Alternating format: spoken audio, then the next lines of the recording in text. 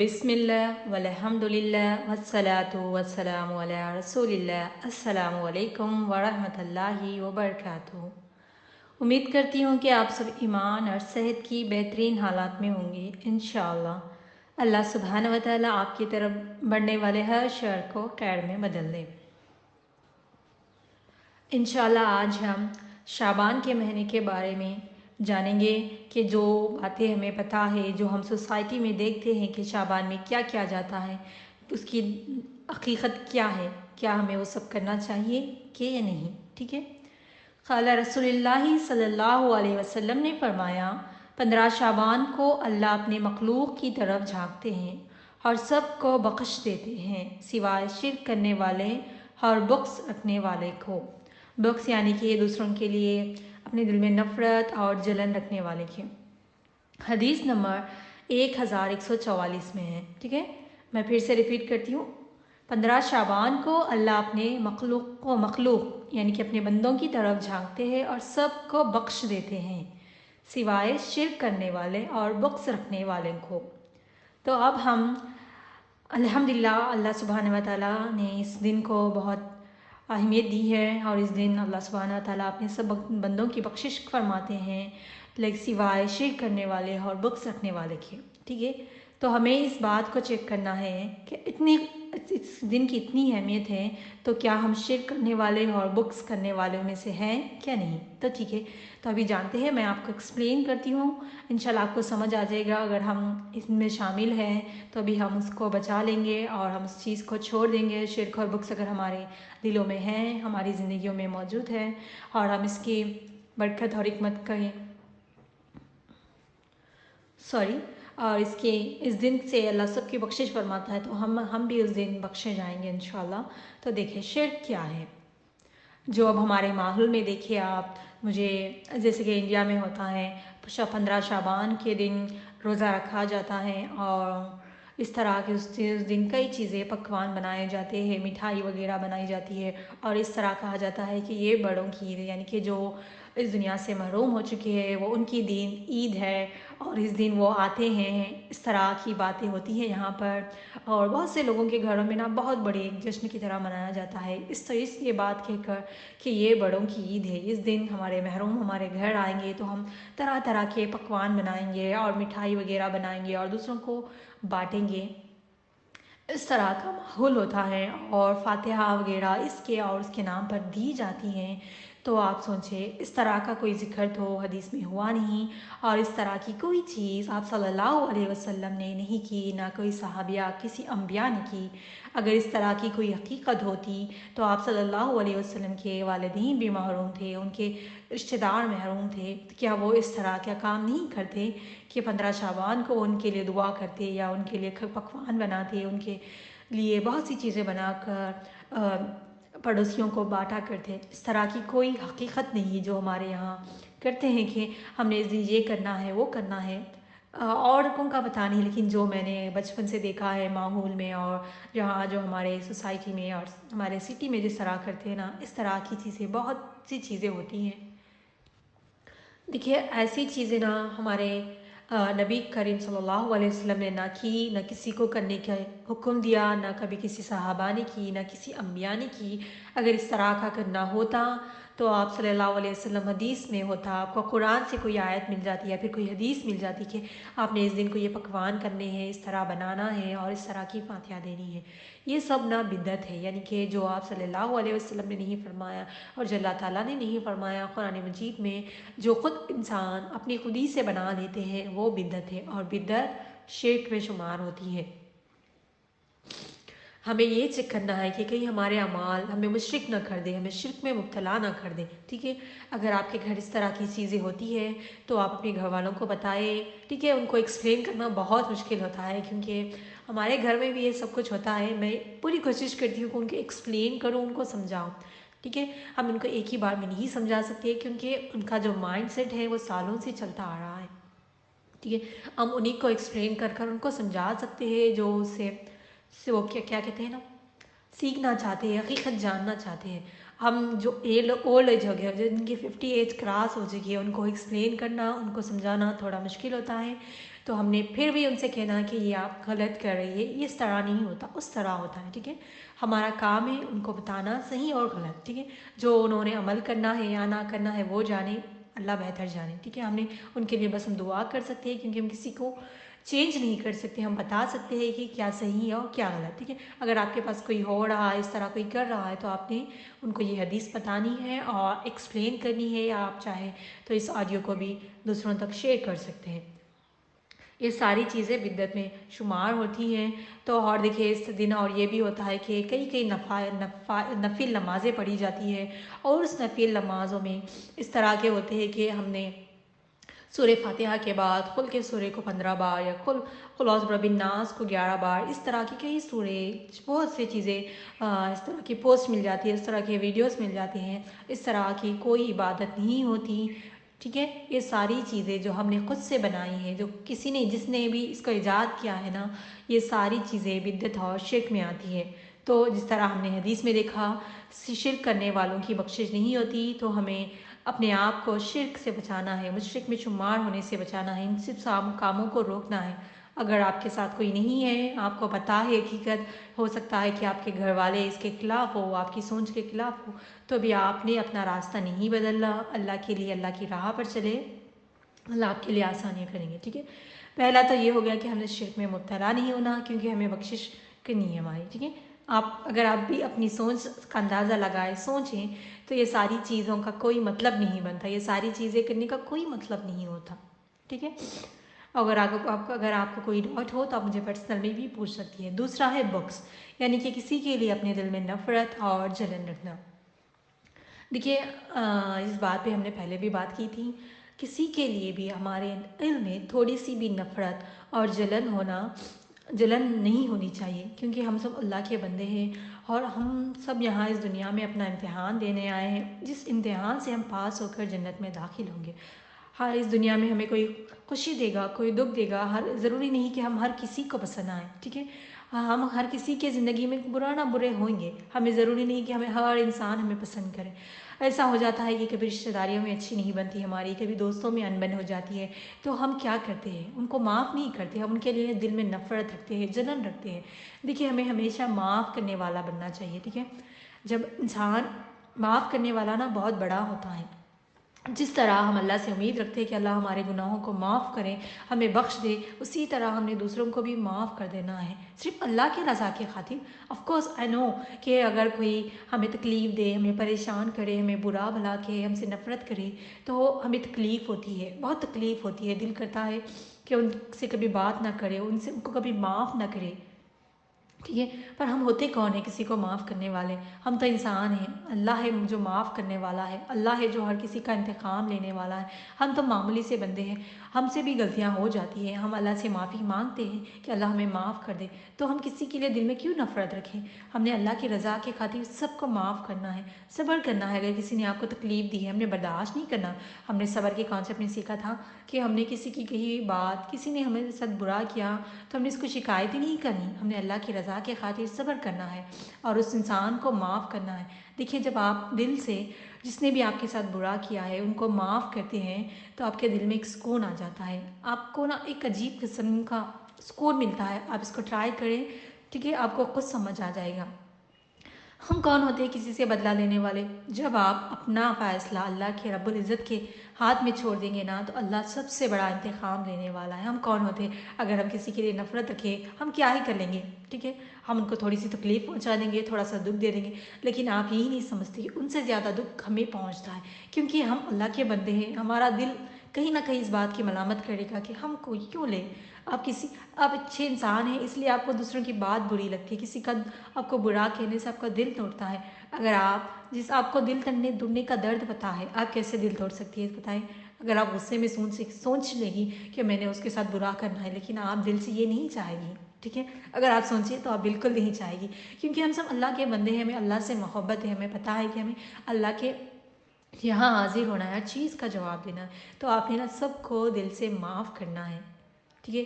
اور سب کو دل سے معاف کرے اور ان کا فیصلہ اللہ کے ہاتھ میں چھوڑ دیں، کیونکہ جب ہم دوسروں کے لیے نفرت رکھتے ہیں نا، ہماری مینٹل ہیلتھ خراب ہوتی ہے، ہم اپنا وقت ضائع کر رہے ہوتے ہیں.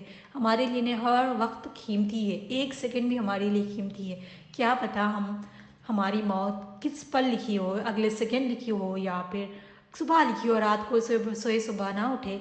अभी मैं आपके लिए रिकॉर्डिंग कर रही हूँ, क्या पता मैं रिकॉर्डिंग सेंड करने से पहले इस दुनिया से रखसत हो जाऊँ। इसीलिए हमें किसी के लिए दिल में थोड़ी भी नफरत नहीं रखना चाहिए, और शिर्क में तो बिल्कुल मुब्तला नहीं होना चाहिए। क्या पता हमारी ज़िंदगी कब आखिरी हो, और हम अगर इस तरह इस हालत में मुब्तला हो शिर्क के या फिर किसी के दिल में नफ़रत रख कर और हमारी मौत वाक़ई हो जाए तो हम अल्लाह को क्या जवाब देंगे। ठीक है, तो किसी के लिए भी दिल में नफ़रत ना रखें, अपनी हेल्थ ना ख़राब करें, अपने माइंड को स्ट्रेस ना दें, दिल से सबको माफ़ करें। ठीक है, माफ़ कर कर तो देखिए आपको दिल का सुकून आएगा और आप अपनी ज़िंदगी में खुशहाल रहेंगी और अल्लाह आपके लिए आसानी करेंगे। ठीक है, ये थे दोनों चीज़ें, शिर्क और बुग़्ज़। ठीक है, आपने ये दोनों नहीं रखना, क्योंकि ये दो चीज़ें अगर किसी भी इंसान के अंदर हो तो अल्लाह उसकी बख्शिश नहीं करता। तो अब देखिए, अब ये फ़जीलत ये है कि जो कहते हैं कि ऑफकोर्स 15 शाबान के दिन बख्शिश होती है, इसलिए ये सब तैयारियां करते हैं, वो पकवान वगैरह ये सब तो शिर्क में होती है। ठीक है, अगर देखा जाए, ठीक है देखा जाए तो हर दिन तहज्जुद के वक्त यानी कि आधी रात को मिडनाइट को अल्लाह सुब्हाना तआला साथ में आसमान पर आते हैं और कहते हैं कोई है मुझसे बख्शिश मांगने वाला, मैं उसको बख्श दूँ, और कोई है मुझसे मदद मांगने वाला, मैं उसकी मदद करूँ। ये तो हर दिन अल्लाह सुब्हाना व तआला अपने बंदों से सातवें आसमान पर आकर कहते हैं कि कोई है मुझसे बख्शिश मांगने वाला, मैं उसको बख्श दूँ, और कोई है मुझसे मदद मांगने वाला, मैं उसकी मदद करूँ, उसकी दुआएं सुनूँ। तो देखिए, तो हर दिन अल्लाह सुब्हाना व तआला बख्शिश का मौका हर इंसान को दे रहे हैं, तो क्यों हम हर दिन को सेलिब्रेट नहीं करते? क्यों हम हर दिन इस तरह की नफ़ाइल नहीं पढ़ते? क्यों हम इस दिन को बहुत सारी इबादतें नहीं करते? क्यों हम इस तरह एक ही दिन को मुकर्रर करें और इस दिन बहुत सी तैयारियां करें, जबकि आप सल्लल्लाहु अलैहि वसल्लम ने ना कभी इस चीज़ को किया, ना किसी को करने का हुक्म दिया। इस तरह से बिद्दत में क्यों शुमार होते हैं? ठीक है, अगर देखा जाए तो देखिए, और इस तरह से हमें नहीं करना चाहिए, क्योंकि हर दिन अल्लाह सुब्हानहू व तआला बख्शिश के लिए हमें बुलाते हैं, लेकिन कितने ही हम में से लोग हैं जो तहज्जुद को उठ कर अल्लाह से अपनी बख्शिश करवाते हैं और अपनी दुआएं मनवाते हैं और अल्लाह के करीब होते हैं।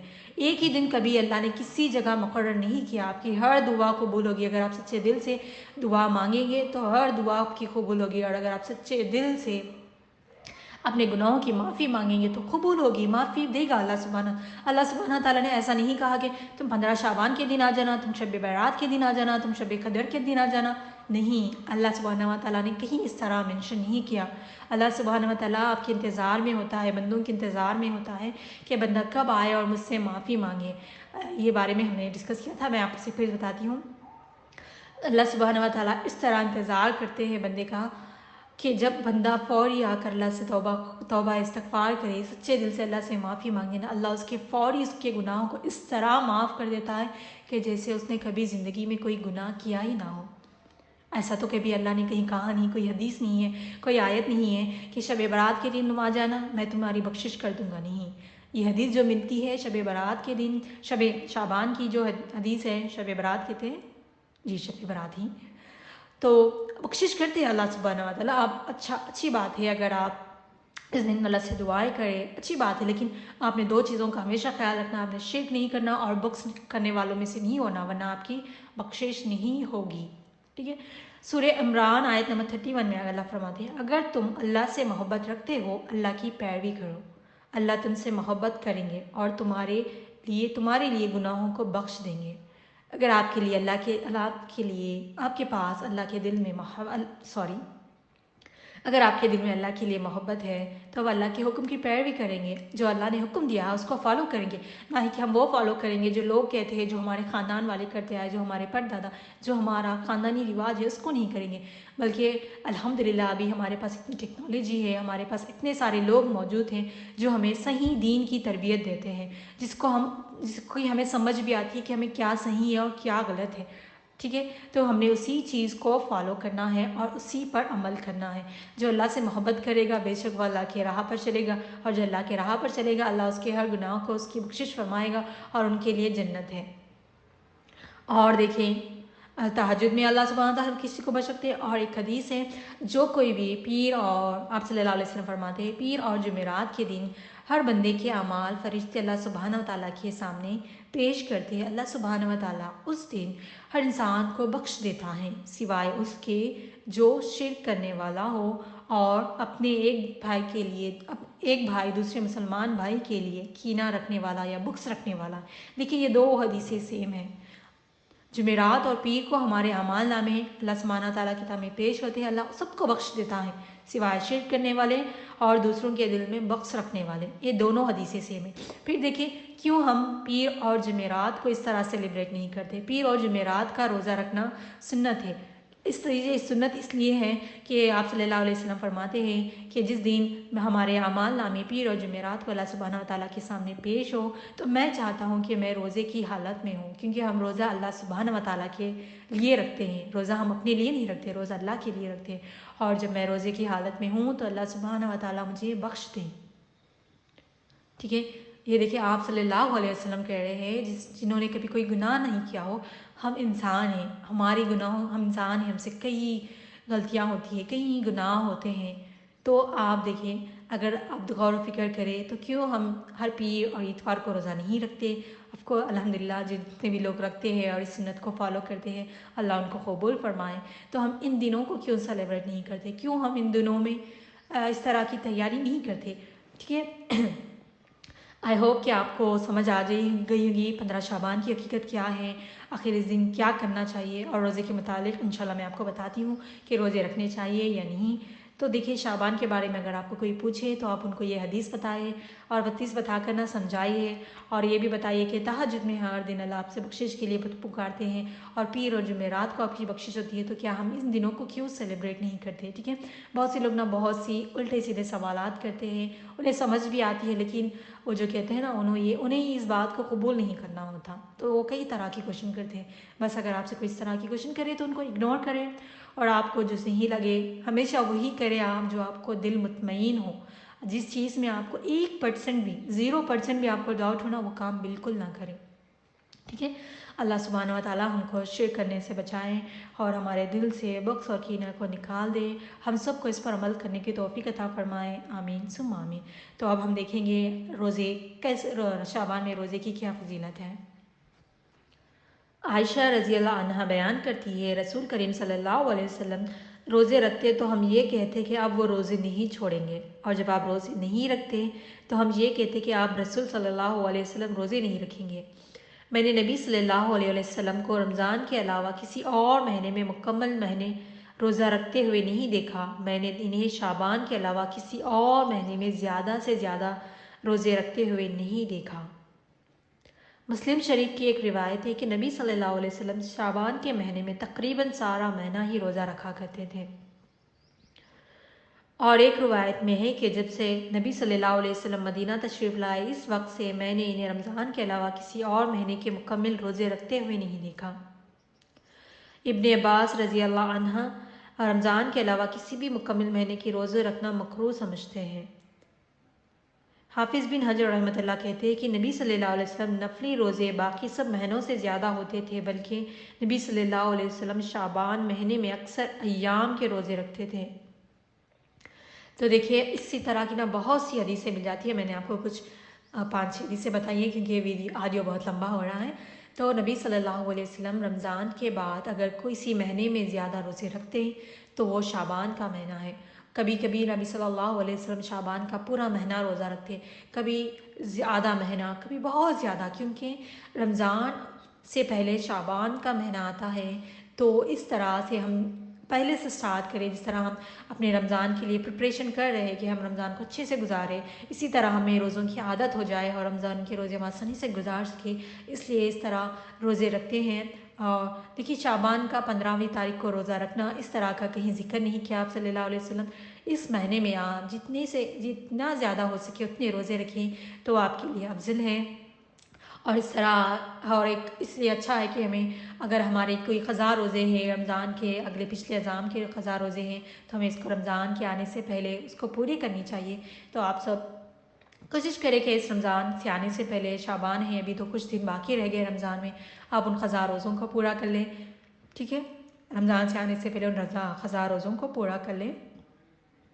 और इस तरह की कोई फजीलत नहीं कि हमें शाबान के 15 ही को रहना है। और देखिए ना, ये ऐसी भी चीज़ होती है, कुछ लोग कहते हैं 2 रोज़े रखने हैं, 15 और 16वीं को रखनी है। आप 15 को बिल्कुल, आपने एक रोज़ा बिल्कुल नहीं रखना, वो गलत हो जाएगा। और कुछ कहते हैं कि 16 और 17 को रखनी चाहिए। कभी 2 ही रख ले, आप 3 नहीं रख सकते, 1 नहीं रख सकते। ये पता नहीं उन्हें क्या समझ आती है। हम रोज़ा अल्लाह के लिए रखते हैं, अगर आप एक दिन रोज़ा रख लें तो उसमें क्या गलत हो जाएगा, उसमें तो हम अल्लाह की इबादत ही कर रहे हैं। पता नहीं, मुझे इन लोगों की समझ नहीं आती, इस तरह से इतने कॉन्फिडेंस से कहते हैं कि एक रोज़ा रखेंगे तो आपका रोज़ा कबूल ही नहीं होगा। अगर आपने भी सुना होगा लोगों को कहते हुए, मैंने तो बहुत सुना है, हमारे यहाँ ना बहुत चलते हैं ये सब सारी चीज़ें। और मेरे लिए ना ये चीज़ें फॉलो करना बहुत मुश्किल हो जाता है, क्योंकि इन सारी लोगों के बीच मैं अकेली अपनी सोच लिए इन सब के दरमियान खड़ी हुई मैं ये कहती रहती हूँ कि आप ये क्यों कर रहे हैं, वो क्यों कर रहे हैं। मैंने आपसे पहले भी कहा था, मेरी अम्मी ना मुझ पर गुस्सा हो जाती हैं। तुम अपनी चीज़ें अपने पास रखना और शादी के बाद जाकर आपने जो करना है वो करना, ठीक है।